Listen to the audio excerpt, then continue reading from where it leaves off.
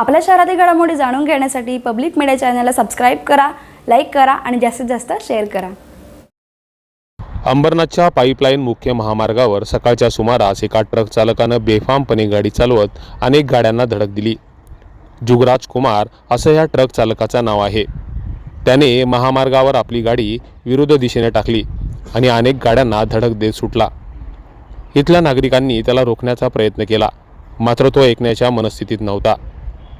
याच वेळी कर्तव्यावर असलेल्या शिवाजीनगर पोलीस ठाण्याचे सहाय्यक पोलीस उपनिरीक्षक जी रामरूपवाड यांनी ट्रक चालकाला थांबवण्याचा प्रयत्न केला। इतकंच काय तर त्याचा पाठलाग शेवटपर्यंत करून वाहतूक पोलिसांच्या मदतीने त्याला ताब्यात देखील घेतलं।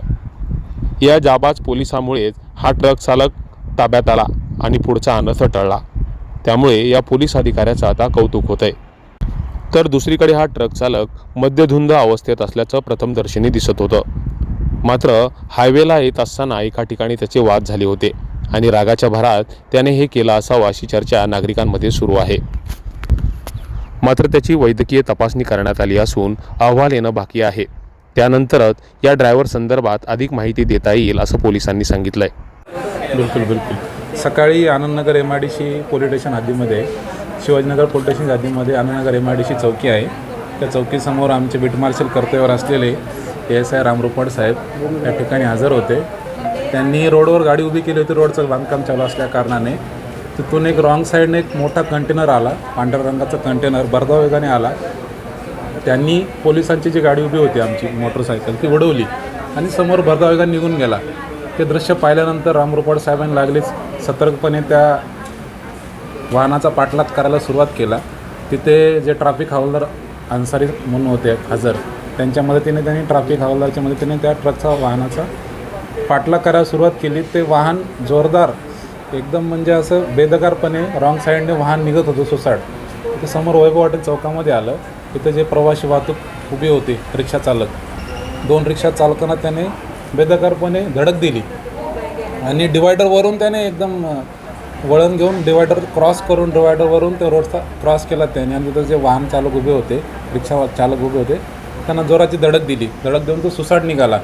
त्याचा आमचे जे बीट मार्शल होते त्यांनी सतर्कपणे एकदम त्याचा पाठलाग केला, त्याला थांबवायचा इशारा केला, तरी देखील तो थांबत नव्हता।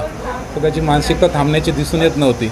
त्यानंतर पुढे तो सुदामा हॉटेल समोरून पुढे चौकातून त्याने MIDCमध्ये डिवायडर क्रॉस करून डिवायडरवरून गाडी चढून भरधाव वेगाने MIDCमध्ये घुसला। तोपर्यंत त्याच्या मागे बीट मार्शल त्याच्या मागे थांबायचा इशारा करत होते, त्याला विनंती करत होते, पण तो ऐकायच्या मनस्थितीत दिसत नव्हता। पुढे जाऊन कंपनीमध्ये एक कंपनी आहे MIDCमध्ये, कंपनीच्या समोर मोठा कंटेनर उभा होता। त्या दिशेने आमच्या बीट मार्शलने त्याला गाडी घ्यायचा इशारा केला। समोर येऊन त्याला हात इशारे करून सांगितलं। पुढे जे मोठं कंटेनर उभा होता त्या कंटेनरला त्याने जोराची धडक दिली आणि कंपनीची जी सुरक्षा भिंत होती एकत्र तिथे भिंती आणि त्या कंटेनरला जोराची धडक दिल्यामुळं त्याचं कंटेनर तिथं बंद पडला। नंतर बरेच जे प्रवासी होते आणि बाजूबाजू सर्व लोक त्या ठिकाणी जमले।